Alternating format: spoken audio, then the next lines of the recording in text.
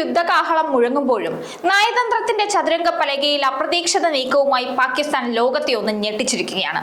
ഇറാനും ഇസ്രായേലും തമ്മിലുള്ള 4 ആഴ്ച നീണ്ട പോരാട്ടത്തിൽ മധ്യസ്ഥനായി ഇസ്ലാമാബാദ് അവതരിക്കുന്നത് വെറും ഒരു സമാധാന ശ്രമം മാത്രമല്ല, മറിച്ച് നിലനിൽപ്പിനായുള്ള കടുത്ത പോരാട്ടം കൂടിയാണ്. താലിബാനുമായുള്ള സംഘർഷം അതിരൂക്ഷമായിരിക്കെ എന്തിന് പാകിസ്ഥാൻ ഇത്തരമൊരു റിസ്ക് ഏറ്റെടുക്കുന്നു?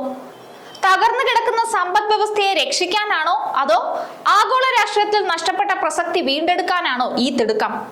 വൈറ്റ് ഹൗസിലെ പുതിയ സമവാക്യങ്ങളും ഇസ്ലാമാബാദിലെ സൈനിക നീക്കങ്ങളും ചേർത്ത് വായിക്കുമ്പോൾ മിഡിൽ ഈസ്റ്റിൽ പാകിസ്ഥാൻ നെയ്യുന്ന തന്ത്രങ്ങൾ എന്തൊക്കെയാണെന്ന് അറിഞ്ഞിരിക്കണം. ഇസ്രായേലുമായി ചേർന്ന് US ഇറാനെതിരെ നടത്തുന്ന 4 ആഴ്ചയായി നീളുന്ന യുദ്ധം അവസാനിപ്പിക്കാൻ അപ്രതീക്ഷിതമായി മധ്യസ്ഥന്റെ വേഷമണിഞ്ഞ് രംഗത്തെത്തിയിരിക്കുകയാണ് പാകിസ്ഥാൻ. താലിബാനുമായി അഫ്ഗാൻ അതിർത്തിയിൽ സംഘർഷം നിലനിൽക്കുമ്പോഴും ഇറാൻ യുദ്ധത്തിൽ മധ്യസ്ഥത വഹിക്കാൻ പാകിസ്ഥാൻ നടത്തുന്ന ഈ തിടുക്കത്തിന് പിന്നിൽ എന്താണെന്നാണ് ലോകവും ഉറ്റുനോക്കുന്നത്. സ്വന്തം രാജ്യത്തിന്റെ സാമ്പത്തിക ഭദ്രതയും രാജ്യാന്തര തലത്തിലുള്ള പ്രസക്തി നിലനിർത്താനുള്ള തന്ത്രപരമായ താല്പര്യങ്ങളുമായിട്ടാണ് വിദഗ്ധർ ഇതിനെ കാണുന്നത്. മാത്രമല്ല, സൗദി അറേബ്യയും പാകിസ്ഥാനും തമ്മിലുള്ള നാറ്റോ മാതൃകയുള്ള പ്രതിരോധ കരാറാണ് ഈ സാഹചര്യത്തിൽ വളരെ നിർണായകമായ മറ്റൊരു വിഷയം.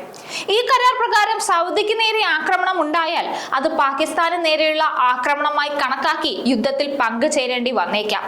അതും പാകിസ്ഥാൻ ഭയക്കുന്ന ഒന്നാണ്. അഫ്ഗാനിസ്ഥാനിലെ സംഘർഷങ്ങളിൽ നിന്ന് ലോക ശ്രദ്ധ തിരിക്കാനും ഈ നയതന്ത്ര നീക്കം പാകിസ്ഥാനെ സഹായിക്കും. ഇറാനുമായുള്ള അടുത്ത ബന്ധവും അമേരിക്കൻ ഭരണകൂടവുമായുള്ള സൗഹൃദവും ഇതിനായി പാകിസ്ഥാൻ ഉപയോഗിക്കുന്നു. യുദ്ധം US-ഉം ഇസ്രായേലും ഇറാനും തമ്മിലാണെങ്കിലും അത് ഇതിനോടകം തകർന്നിരിക്കുന്ന പാകിസ്ഥാന്റെ സാമ്പത്തിക വ്യവസ്ഥയെ കൂടുതൽ പ്രതിസന്ധിയിലാക്കിയിരിക്കുകയാണ്. തങ്ങളുടെ ഊർജ്ജ ആവശ്യങ്ങളുടെ 85% ഇറക്കുമതി ആശ്രയിക്കുന്ന പാകിസ്ഥാന് ഹോർമൂസ് കടലിടുക്കിലെ പ്രതിസന്ധി വലിയ തിരിച്ചടിയാണ് നൽകിയിരിക്കുന്നത്. ഇന്ധനം ലാഭിക്കുന്നതിനായി കോവിഡ് കാലത്തിന് സമാനമായ കടുത്ത നിയന്ത്രണങ്ങളാണ് നിലവിൽ രാജ്യം ഏർപ്പെടുത്തിയിരിക്കുന്നത്.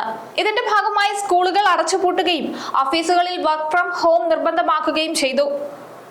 ഹൈ ഒക്ടെയ്ൻ ഇന്ധനത്തിന്റെ വില 200% വരെ വർദ്ധിപ്പിക്കുകയും പാകിസ്ഥാൻ സൂപ്പർ ലീഗ് ക്രിക്കറ്റ് കാണാൻ ആരാധകർ സ്റ്റേഡിയത്തിൽ എത്താതെ വീട്ടിലിരുന്ന് TVയിൽ കാണുന്ന രീതിയിലേക്ക് മാറ്റുകയും ഒക്കെ ചെയ്തിട്ടുണ്ട്. ഇറാനെ പ്രകോപിപ്പിക്കാനോ മറ്റൊരു വലിയ സംഘർഷത്തിന്റെ ഭാഗമാകാനോ പാകിസ്ഥാൻ ആഗ്രഹിക്കുന്നില്ല. അതിനാൽ മധ്യസ്ഥതയിലൂടെ എങ്ങനെയും യുദ്ധം അവസാനിപ്പിക്കാനാണ് പാകിസ്ഥാൻ ശ്രമിക്കുന്നത്. പാക് സൈനിക മേധാവി അസീം മുനീറിന് അമേരിക്കൻ പ്രസിഡന്റ് ഡൊണാൾഡ് ട്രംപുമായുള്ള അടുത്ത വ്യക്തിബന്ധം ഈ മധ്യസ്ഥ നീക്കങ്ങൾക്ക് കരുത്തേകുന്നതാണ്.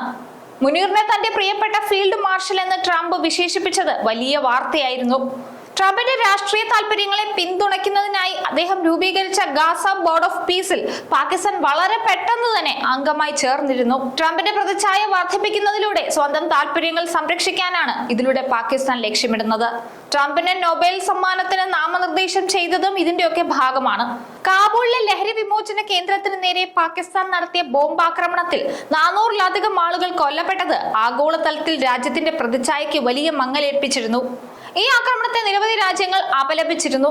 തകർന്ന ഈ പ്രതിച്ഛായ വീണ്ടെടുക്കാനും ആഗോളതലത്തിൽ ഒരു സമാധാന സ്ഥാപകൻ എന്ന നിലയിൽ അറിയപ്പെടാനുമുള്ള ഒരു ശ്രമം കൂടിയാണ് ഈ മധ്യസ്ഥതയിലൂടെ പാകിസ്ഥാൻ ലക്ഷ്യമിടുന്നത്. ഇറാനുമായി 1000 കിലോമീറ്റർ അതിർത്തി പങ്കിടുന്നതും വാഷിംഗ്ടണിൽ ഇറാന്റെ നയതന്ത്ര കാര്യങ്ങൾ പാകിസ്ഥാൻ കൈകാര്യം ചെയ്യുന്നതും ഈ ചർച്ചകളിൽ ഇസ്ലാമാബാദിന് മുൻതൂക്കം നൽകുന്നതാണ്. അസീം മുനീറുമായുള്ള ചർച്ചകൾക്ക് പിന്നാലെ ഇറാനിലെ പവർ പ്ലാന്റുകൾക്ക് നേരെയുള്ള ആക്രമണം ട്രംപ് 5 ദിവസത്തേക്ക് നിർത്തിവെച്ചത് പാകിസ്ഥാന്റെ നയതന്ത്ര വിജയമായി കാണുന്നവരുമുണ്ട്. നയതന്ത്ര ലോകത്ത് പാകിസ്ഥാൻ നടത്തുന്ന ഈ നീക്കം ഒരു ഇരുതല മൂർച്ചയുള്ള വാളാണ്. ഒരു വശത്ത് തകർന്ന സമ്പദ് വ്യവസ്ഥയെ താങ്ങി നിർത്താൻ ഇന്ധന ലഭ്യതയും വിദേശ നിക്ഷേപവും അനിവാര്യമാണ്. മറുവശത്ത് സൗദി അറേബ്യയുമായുള്ള പ്രതിരോധ കരാർ അവരെ യുദ്ധത്തിന്റെ ഭാഗമാകാൻ പ്രേരിപ്പിക്കുന്നുണ്ട്. ഈ പ്രതിസന്ധികൾക്കിടയിൽ ഇറാന്റെയും അമേരിക്കയുടെയും വിശ്വാസം ഒരുപോലെ നേടിയെടുക്കാൻ പാകിസ്ഥാന് സാധിക്കുന്നത് വലിയൊരു നയതന്ത്ര നേട്ടമാണ്. അസീം മുനീറിന്റെയും ഡൊണാൾഡ് ട്രംപിന്റെയും താല്പര്യങ്ങൾ ഒത്തുചേരുന്ന ഈ ഘട്ടത്തിൽ ലോകം ഉറ്റുനോക്കുന്നത് മിഡിൽ ഈസ്റ്റിലെ മഞ്ഞുരുകുമോ എന്നാണ്. ഈ ദൗത്യം വിജയിച്ചാൽ ഒരു സൈനിക ശക്തി എന്നതിലുപരി മികച്ച ഒരു സമാധാന ചർച്ചക്കാരൻ എന്ന ലേബലിൽ പാകിസ്ഥാന് ആഗോളതലത്തിൽ ഉയർത്തെഴുന്നേറ്റ് നിൽക്കാനാകും.